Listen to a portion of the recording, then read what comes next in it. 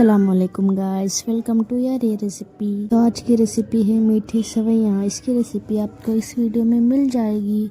आप अपने घरों में ट्राई करें और मुझे कमेंट्स में ज़रूर बताइए friends. And please like share comment and subscribe.